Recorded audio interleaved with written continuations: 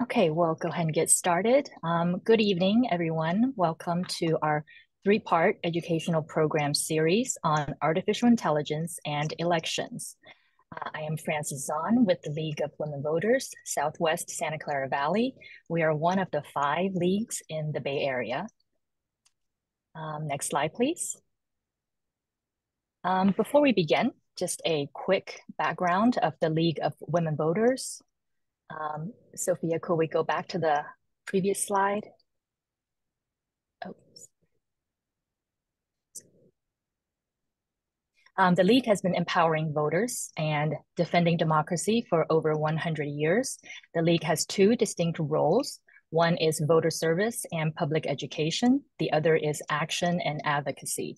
So today, in the first session of this series, we will learn some basics about AI and how it could put our democracy and elections at risk.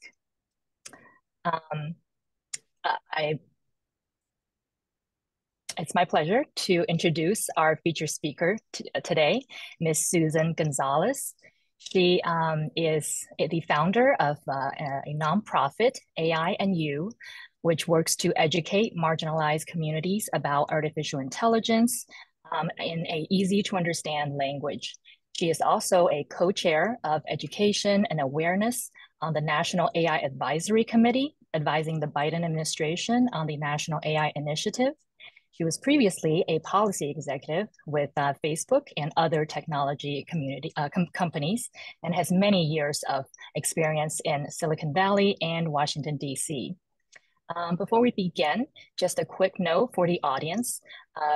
This session will be recorded for anyone who missed the session. The video will be posted on our website and our YouTube channel. And if you have any questions during our session, please type them into the chat. At the end of our session, we'll have some time for a short Q&A. Please mute yourself and close your video for this session. And thank you. So now I will hand it over to Susan to lead our conversation. Hi, everybody, and thanks for having me. I have to, do a shout out to your league because not everybody actually understands the depth of AI and why everybody needs to understand AI. Hold on one second. I need to fix my screen. 1 second.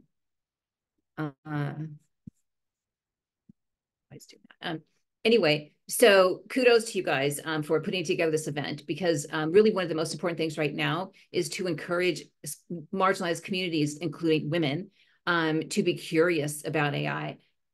Definitely as it relates to election, but more broadly. Now is a time for us to, want to learn more wherever we can. I heard recently, for those of you who may have heard about generative AI or a tool called ChatGPT, it's a new, very well-known AI tool. And I recently saw that 70% of the users to date in about 1.5 years are men.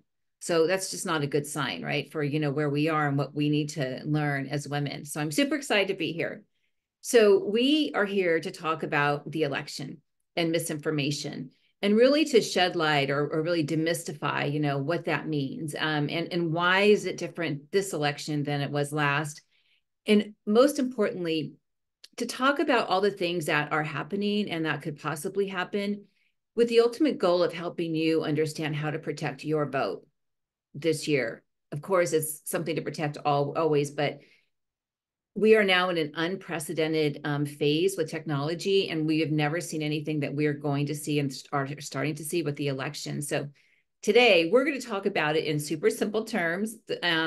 And I'll go over some things, show a couple literally 3-minute videos just to lay some foundation, and then talk about the election, and then open it up for Q&A. So the interesting thing about AI is overall, there is a very low awareness level. So you're not alone. I think there's the studies I saw, especially for people of color, it's down about like 30%, and women are not too far off as well.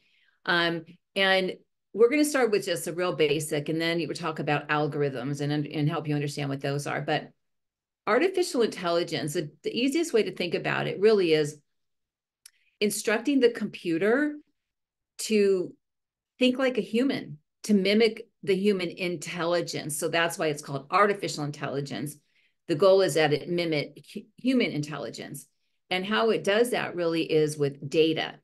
And the data that's used to create algorithms, which help the AI run, and I'll show you a video on algorithms in just a minute. The data that helps create the algorithms is created from us. It's that simple. And it's not necessarily a bad thing, right? But every time we are on a website, every time we click, there's a reason, for example, that your favorite streaming service offers you your favorite movie now, because our clicks are creating a behavior. And so the AI now, it couldn't do it before, the AI now can deduce essentially what we like based on our behavior from the data that we create.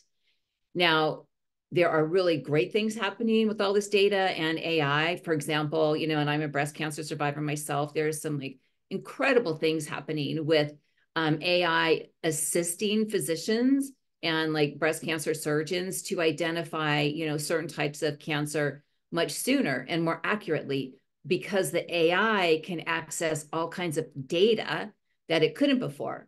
So think about in the past, we had to rely on the doctor writing their notes. Well, now their doctor can use an AI tool on the computer and access tons and tons and tons of data that can help them make more accurate decisions. Now I give all that background, or even think about how we can grocery shop now, or order Instacart or DoorDash or whatever, but we weren't able to do that 4 years ago. And so that's the key to today's conversation, is that all of these amazing things, and some that aren't so amazing, let's face it, AI can go wrong. And we'll talk about that, talk a bit about that as well. But a lot of these things that we have today, these now that we've become used to every day, they were not here 4 years ago. So the same technologies that we are, enjoying are also the technologies that are allowing bad actors out there. And while we would like to believe it's not true, but it is. And so 4 years ago, it would have taken, let's say, someone who was in technology to be able to create what's called a deep fake. And we'll talk about that, like a fake video. Not today. I mean, today anybody can. And in fact, over the summer, I wanted to know what it took to create a deep fake. And I hired my 17-year-old family member who was on his way to college. And he created a deep fake just by searching online how to do it in 8 hours. And so that's what we're talking about, is the ability for your average person today can create all kinds of misinformation, meaning information that is incorrect, meaning we could believe that a certain candidate is saying something when that's not even the candidate. It's all created with AI. It's all computer generated. And it just happened last week, there's AI generated robocalls. And there was one last week where it was the voice of President Biden. It was not President Biden. It was AI generated. So those are the types of things that we'll cover. But what I'll do to set the groundwork is to give you broad background on AI. And as I mentioned, AI runs on algorithms. And you may have heard of algorithmic bias AI. And what that is when the algorithms are developed, maybe they're using bad data, right? So let's say for a disease, but they're only gathering data from one community, let's say men. And the results then are not going to be accurate for women. So that's when algorithms can be biased, when they're using just bad data. And so you get a bad outcome. But let's show a quick little video on algorithms to give you an idea of what I'm talking about, and we'll be right back.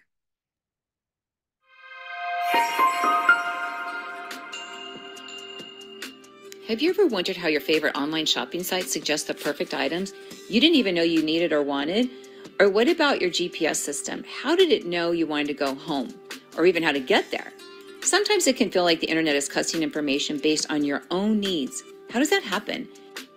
How does the internet make things so easy for you to find things specifically for you?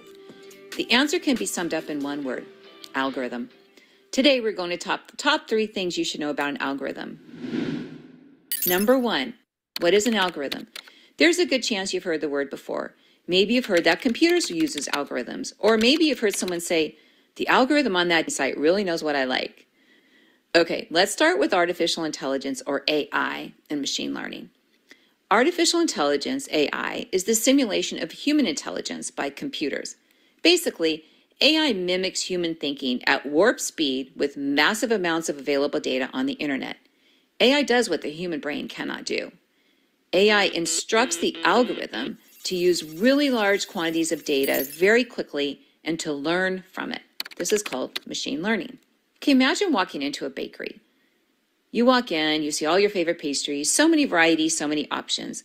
It took recipes to make all of your favorites. When you are browsing the internet, you see the result of a lot of work that took place behind the scenes. Algorithms are the recipes at work behind the internet. Everything on the internet and many things around us work because of algorithms. Basically, the computer is learning from our clicks and behaviors. Algorithms apply what it learns from your clicks to get better at what it is intended to do. For example, a shopping site would like you to buy more products, so the algorithm instructs the computer to offer you more products based on what you like. It's pretty simple. An AI algorithm is a set of instructions, a step-by-step guide or recipe written specifically for a computer. The computer uses this data to learn and improve its performance over time. Well, an algorithm looks something like this. Pretty complicated. So how does it work? An algorithm instructs the website how to respond to our clicks, or how to interpret information, or how to guide us to another source of information. Let's go deeper. An algorithm is written by a human being for a computer to follow. You encounter algorithms every day, online or offline. An example. Algorithms are used to program traffic lights while you're out driving. How? A computer determines how long a light should be, red or green, by using real-time traffic data. Similarly, your car's GPS uses algorithms to find the best route for you. When you do things online, algorithms and models are learning about you to improve your experience online. Algorithms can be complex, such as when your doctor searches for the best approach to help with cardiovascular disease. Doctors are relying on complex algorithms in the background to guide them to the best solution. For example, they can access massive amounts of information about other people who had cardiovascular disease. In the past, your doctors could only rely on the notes in their files. Not so much anymore. Pretty neat, right? It sure is. Algorithms are a necessary part of our experiences online and offline everyday life. So what can go wrong with algorithms? Unfortunately, algorithms often do as much harm as they do good. Let me explain. When a person writes an algorithm, they sometimes inject their own unconscious bias into this recipe, which is known as code. In other words, a programmer, the person writing the code, might accidentally transfer some of his or her own prejudices into the code itself. For example, when a Black woman attempted to use computer vision software called facial recognition that was supposed to track her face, she found that it didn't work. The software would not recognize her face. She decided to wear a white mask to see if the AI tool would work, and it did. The algorithm instructions recognized a face when it was white, but would not recognize a black face. That reflects unconscious bias. The person who wrote the code for this facial recognition AI tool did not include instructions to recognize different color faces. Why is that a problem? Well, think about it. Have you been seeing more and more things happening with facial recognition? What if the tool didn't recognize your face? What if you were trying to access healthcare or something that could save a life? You might be asking, how is this even possible? Aren't instructions for computers plain and simple? Well, here's how it happens. Unfortunately, today, many of these programmers or the people writing the recipes are not diverse. As a result, the algorithms may only reflect one perspective and may discriminate against others like women, people of color, disabled, and others. Sometimes the algorithm did not require the computer to consider all types of people in all types of circumstances. This can lead to a lot of unintended consequences impacting marginalized communities. It is imperative that we address the issue of unconscious bias in algorithms. This will happen when we have more perspectives from different people writing these algorithms. The good news is that more and more technology companies are working on creating more inclusive AI to avoid unconscious bias. If you like this video, check out aiandyou.org. Okay, are we back? So I hope that was helpful and gives you an idea of what an algorithm is and how it relates to the election. Let's jump into the election. So I hope you picked up how our behavior is really what creates the data. And again, that's not necessarily a bad thing. It makes a lot of life a lot easier for us in some ways. And so when it comes to the election, where we need to be really careful as voters is, frankly, what we're clicking on, right? So if you think about it, the last few elections were really decided by women and people of color. And so one would have to deduce that women and people of color are probably likely targets for this election. And I mean from both parties. This is a nonpartisan issue, through and through. And so one of the things is to consider is when we're online is to consider our behavior. And so if we see a video that looks a bit strange, or maybe doesn't even look strange, but the message just seems strange that particular person would be saying that, don't click on it. Because when we start clicking on things like that, we're sending a message basically to the AI saying, oh, I'm interested in this, keep sending me more. So that's something to just be aware of. But why don't we show the elections video? It's similar to the algorithm one. And then and after that, we'll get into some specifics and then open it up to questions. So here we go with the elections video.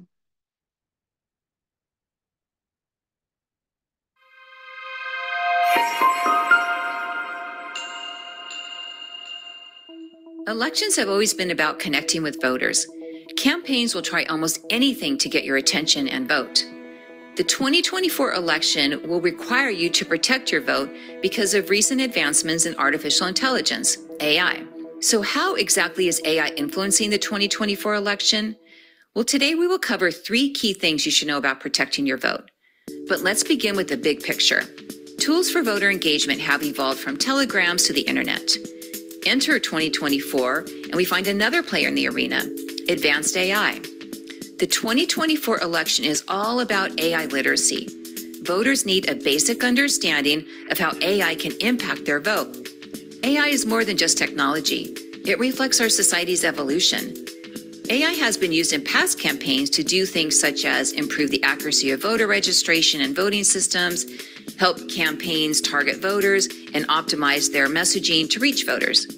Have you ever considered how recent technological advances have made your lives easier? Think about it. Today, you can grocery shop without ever going to the store. You can do many things today you could not do 4 years ago during the last presidential election. Well, how is this happening? AI powers all the new things we do on our devices. And how does AI work? AI needs data to work. So let's dive into AI in your vote. Number 1, instead of a one-size-fits-all campaign, AI enables hyper-personalized messaging, reaching voters with issues that matter most to them, and swaying voters with true or false information. Analyzing voter data is invaluable. By analyzing real-time data, campaigns can adjust their strategy, making outreach more effective. The efficiency of AI is unmatched, but it's not without its challenges, and the 2024 election will bring unprecedented amounts of disinformation to you, the voters. So what is misinformation or disinformation, and how is it created? To put it simply, misinformation is false. It is information created to trick voters. It is a campaign video created with AI to make you believe something about a candidate that is not true. It is a phone call that sounds like a candidate, but it is actually AI. It is a personalized fundraising letter created with AI. The most prevalent tool for misinformation is called deep fakes. Number 2, no deep fakes.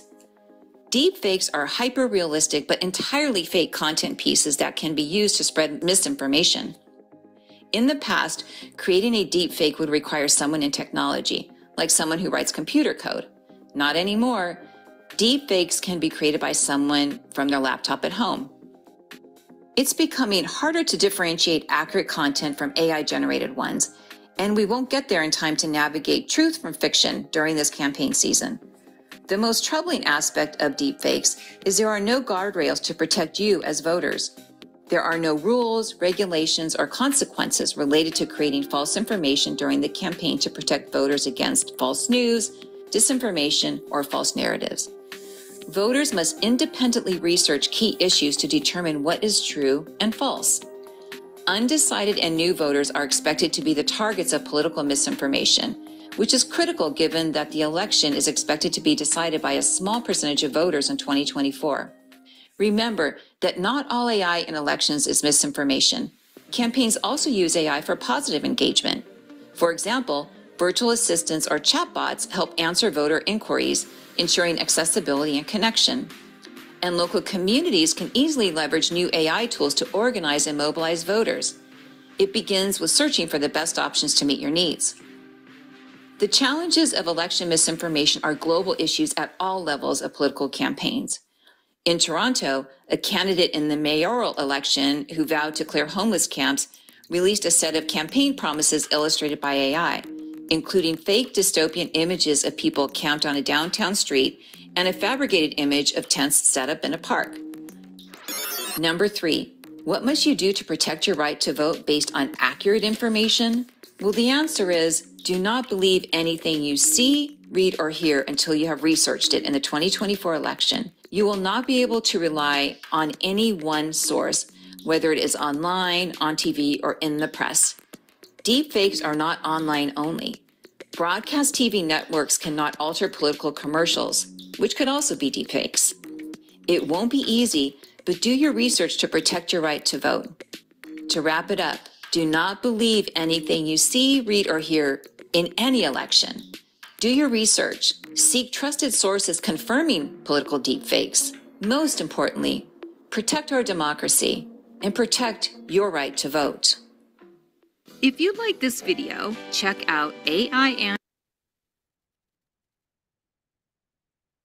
Okay, so I hope that sheds some light on misinformation and deep fakes. And again, for those of you who may have missed it, if you just do a search on the AI-generated robocall from President Biden last week, you'll get an idea of what we're talking about here. So what's happening regarding guardrails, et cetera, yes, that's true. There are no regulated guardrails. Basically what happened was this technology evolved too quickly, and Congress is trying to catch up on all kinds of fronts, let alone the election. And so the train is moving, and yet at the same time, everyone's trying to build the track, right, as the train is moving. So there's some conversation at the FCC level that they might pass something regarding AI-generated images, and some are trying to require a watermark, which is like a see-through logo on AI-generated content. But everybody's having those conversations now. Some companies are releasing information saying that they're not going to allow certain AI-generated content.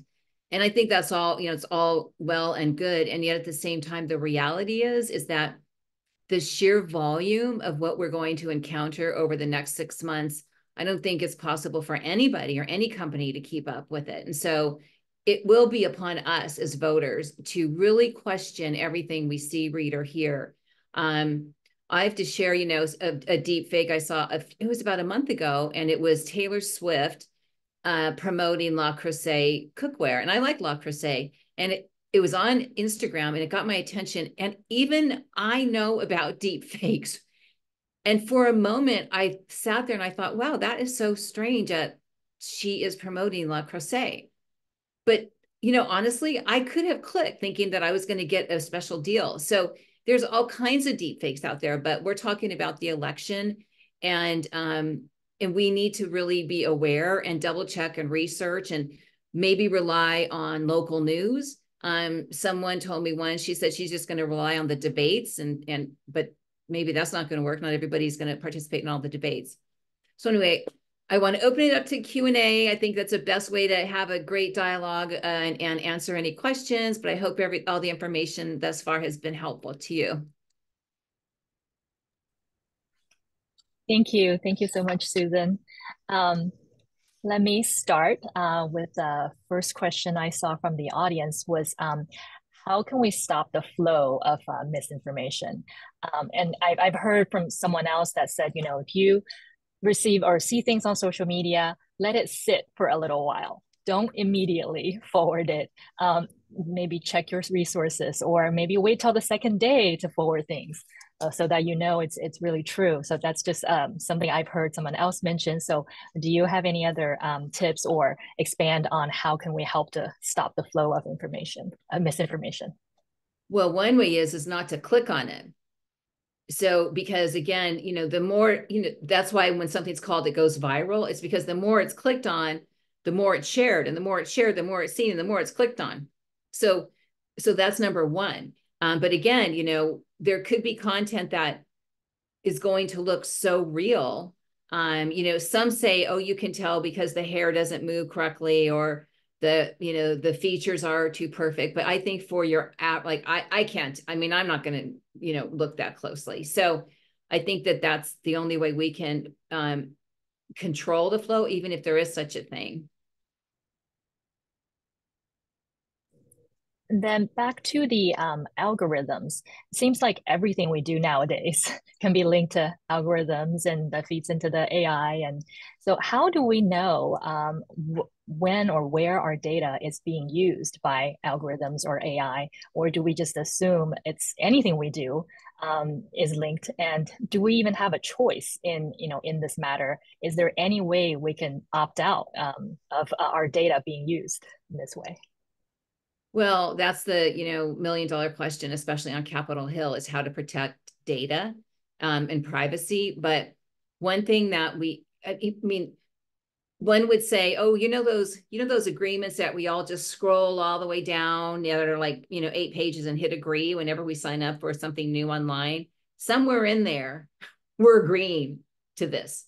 Now, one way and one way we can protect ourselves now, although I know cookies are going away, but for example, when you go to a website and I think they're required now to ask, to tell you that they use cookies, there is always a way to click on something and to uncheck unnecessary cookies. So a cookie basically is, this is my interpretation, back in the day of the cookie jars, right? Gotcha, like someone's got their hand caught in a cookie jar. So the cookies, like, you get caught basically when you click on it. And so you're creating more of a digital footprint. So you can uncheck a lot of those.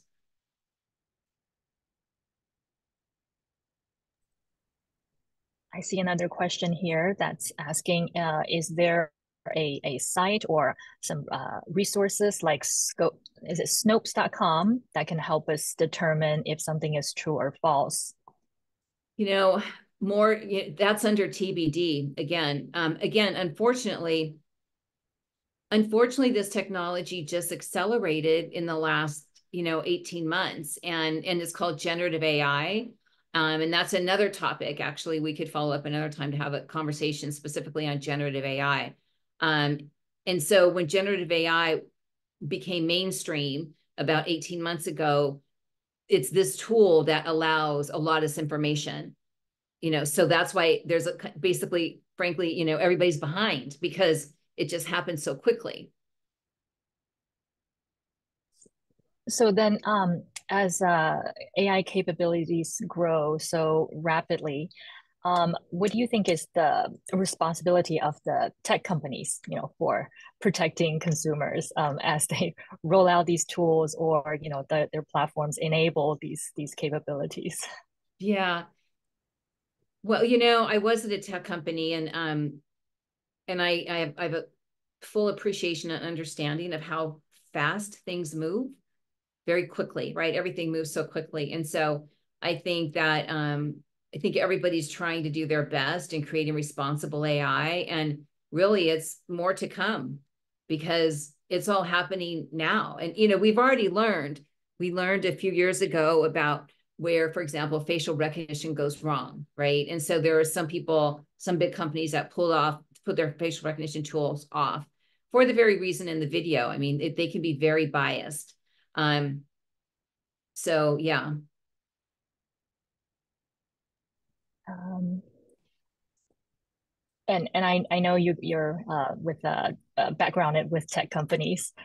So do you know of any like realistically, like Facebook or Instagram, what are they able to do to curb the risks of AI? Whether if it's something they have implemented already or something maybe they are thinking of doing. Well, actually, Meta just made an announcement last week. I mean, these things are happening real time, as in like this week, last week.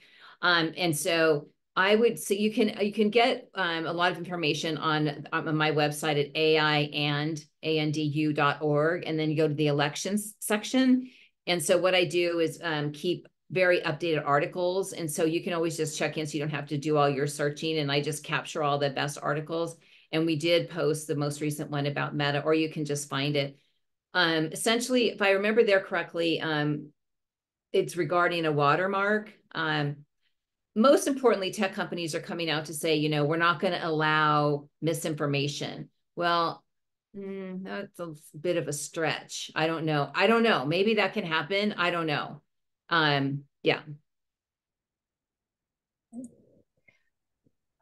I see another question here that says, since we're in California, are we protected under the CCPA, or does the CCPA need to evolve? Well, I think that's a good question. I don't know about that, but what I do know is there are no, federal regulations around this. And I don't know about anything at the state level, because again, this is new. So even though something may have been written, they couldn't have been written exactly for this because this didn't exist. So possibly, I don't know. And we know there was a recent last year, the end of last year, a recent White House executive order regarding AI. Can you give us maybe a few key points of what direction, or the gist of what it's moving towards? Yeah, I mean, it's a public document. You can find it. It's released. But essentially, it's a number of really strong recommendations within the government, right? So the government too, like the rest of us, is growing and learning about AI alongside us, right? And so there are a lot of things that just needed to happen within the government. And so, for example, one thing is that they're creating more of a structured kind of like a consortium of AI leaders across all the federal agencies. I mean, that's such as they didn't need to have that type of thing before. A lot of things around workers and helping training workers. So yeah, and and I actually interact with other consulate offices, and these are global issues. So it's really interesting having conversations with leaders of other countries, because quite frankly, everybody's trying to figure this out right now, because it is the train and the track at the same time, right? The technology's here. Someone said once, I was speaking, she said, "Oh, well, Susan, when did I first interact with AI today?" And I said, "Well, what time did you pick up your device? Did you use your face? That was facial recognition. Did you get on any kind of website? Well, that's predictive AI, so yeah." So after the White House executive order, at the federal level, what do you see as the next step that's being worked on? Well, at the moment, the White House team is really going through every step of the executive order. So last week was just 90 days. And there's a press release talking about the 90-day mark of the executive order. And so they are literally, our committee works very closely with the White House AI team, and they are literally going through step by step of that executive order to execute. And one of the things that I co-authored with one of my committee members was a recommendation on AI literacy, and some type of AI literacy campaign, really to motivate the country to embrace an AI. And that's the one thing I would share with everybody here, is to really encourage you to be curious about it. Like try ChatGPT, understand what that is. That's a large language model. I mean, that's a different type of AI. but that's the type of AI that allows all of this other stuff and all these great things too. You can create a video, you can write an essay in seconds, you know, you can create this incredible art. So, but we need to, especially as women, be much more curious about AI, because right now there's a lot of fear. I hosted an event in LA with a congressman down there, and the room was packed with mostly educators, and you could just cut through the fear in the room. So that's a problem, right? You know, I mean, 'cause this is not like, you know, learning PowerPoint or Excel way back when. Like, this is like every single day, all day, we all interact with AI. So we should understand it. Mm-hmm. I see another question from the audience. Have you heard of any discussion to apply penalties to campaigns or candidates if they provide misinformation using AI? Nothing. There are no guardrails. There's nothing. You know, I mean, I guess this is a kind of conversation on the regulatory side that they, you know, would have had maybe 2 years ago to get something in place, to get prepared for the election, you know, but no, I mean, we're like, what, 8 months out at this point? Mm-mm. Yeah, I suppose the White House executive order is mainly some guidelines, not no penalties yet at this point. Well, and the executive order really is focused on federal agencies and the work within Okay. the agencies. You know, campaign is like not in the White House. It's like way over here. So yeah, it would really need to come from Congress or the FCC or the FTC, you know, that type of thing, some regulatory agency. Okay, I have another question here from Eleanor. When the California Delete Act passed in 2023 becomes effective in 2025, will that provide sufficient safeguard for citizens? It's supposed to allow people to remove their name from social media sites and random mailings, or is that not sufficient? That goes in effect in 2025. I mean, I would just say stay tuned, because can you even imagine where AI is going to be in 2025? Yeah, so that's going to be a game time decision, right? Because it's really going to be dependent on where the technology is at the time to see whether that really makes a difference. Yeah, and I think there's a in California there's might be a new bill going in about putting watermarks on AI generated campaigns and such.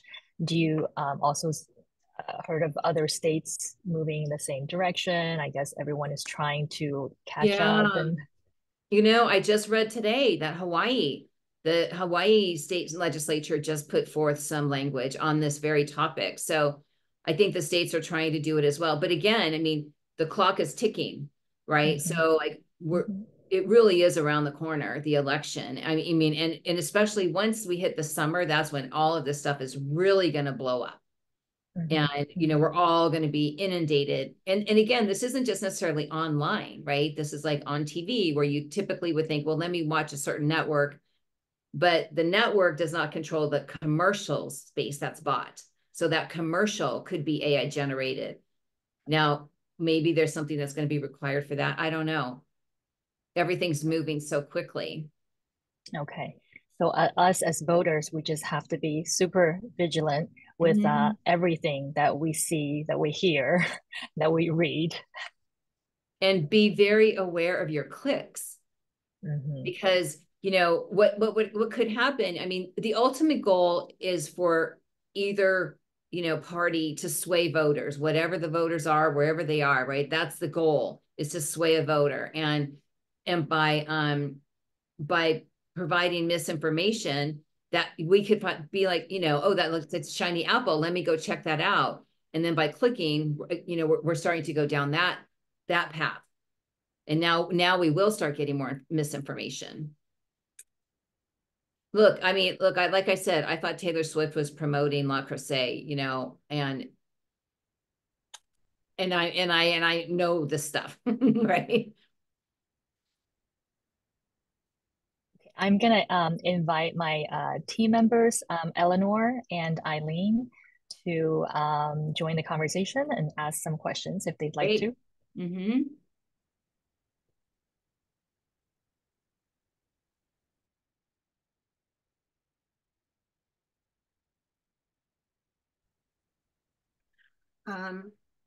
Yes, well, I'll attempt to put on my hat as an educator. I taught for many years, and I know that many of our schools are trying to teach students about how to be savvy when they're using the computer and how to be savvy when they're quoting sources and being sure that they're quoting an accurate source and being able to track it down and where it came from.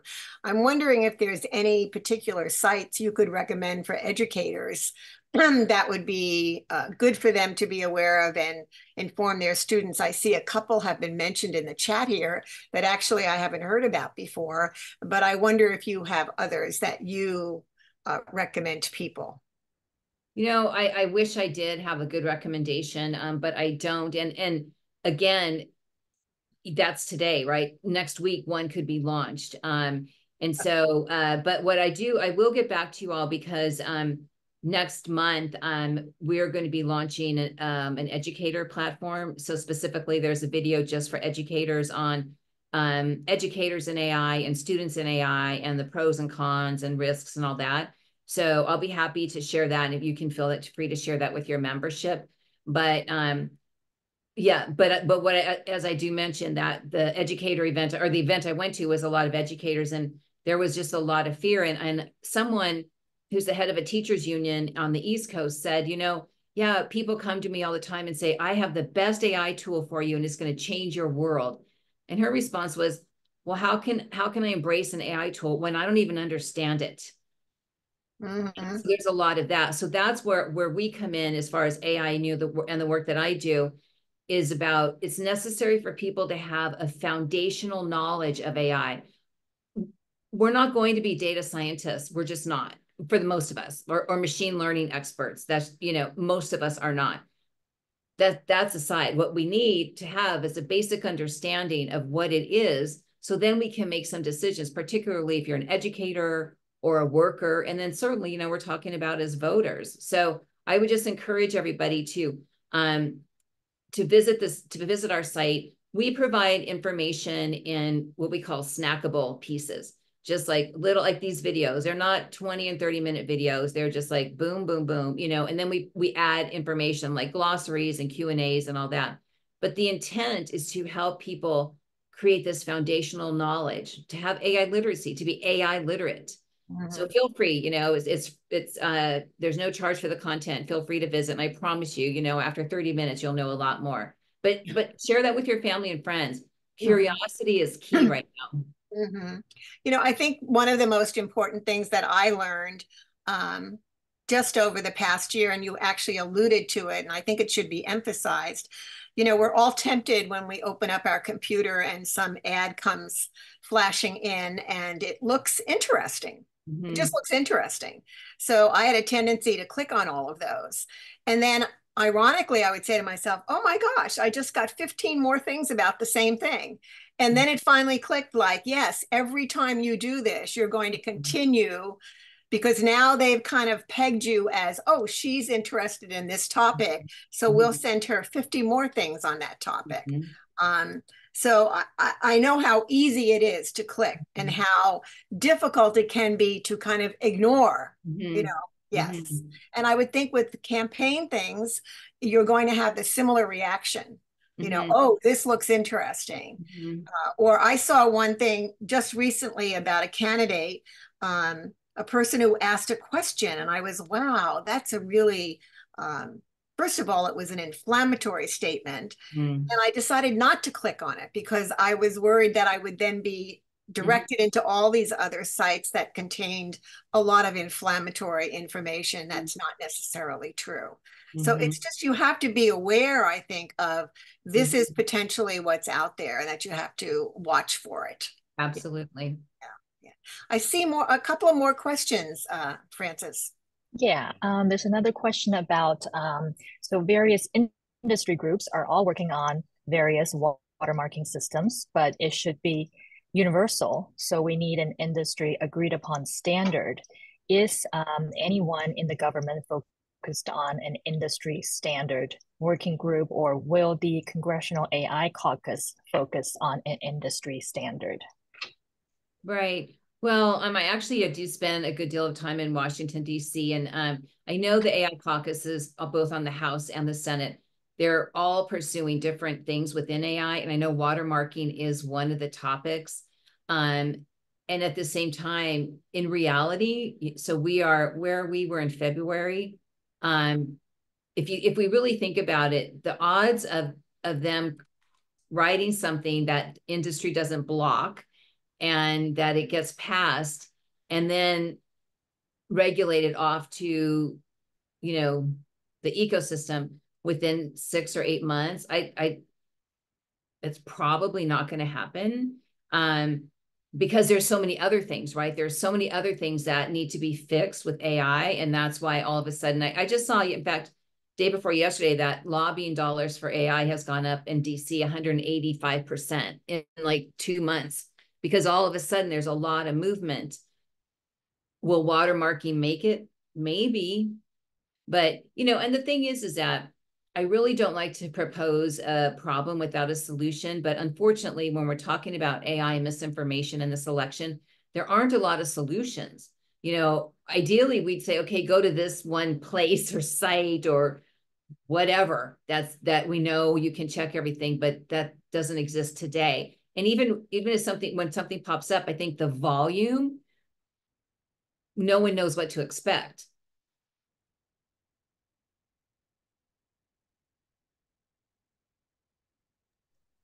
Francis.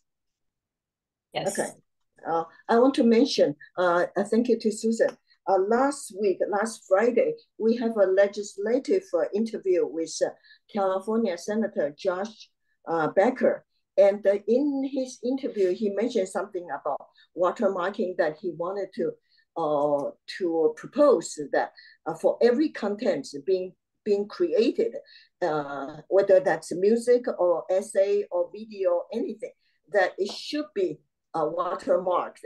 So perhaps we can put our concerns to his office and saying, should there be a standard? Should there be a committee formed to ask for, okay, what kind of a watermarking that is required? Maybe that will be included in his bill going forward. Something like that. So that's one way to at least ensure that watermarking, if it passes the legislators' vote, then it will be a requirement. Yeah, that would be one thing to consider.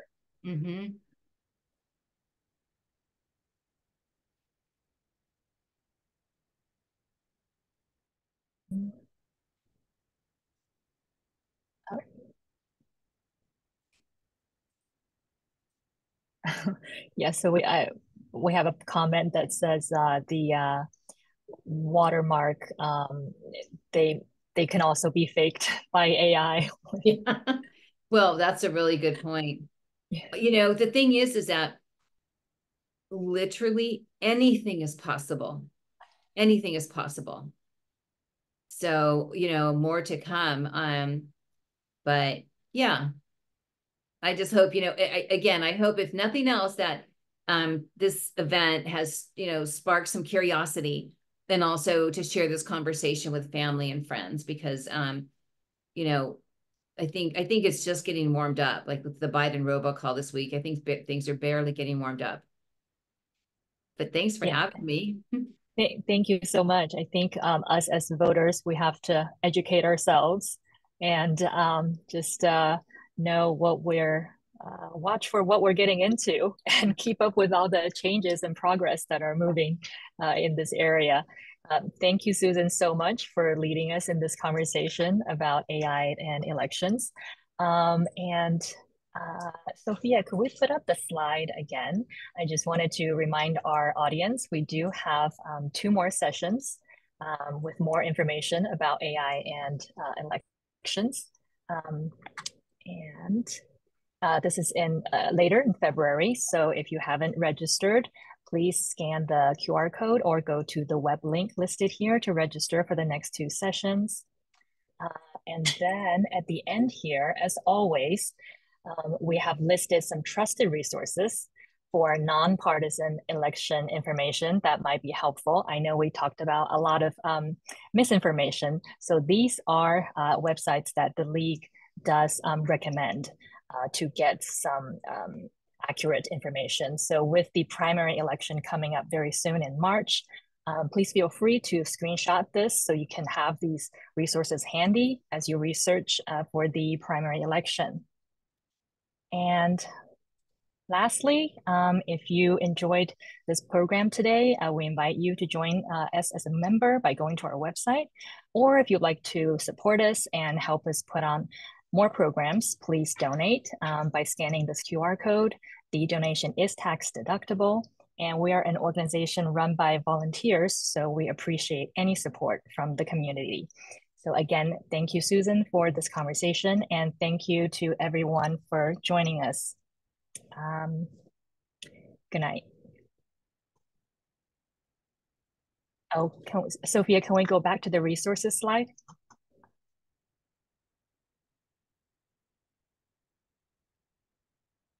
Okay, we'll leave that there for a few minutes.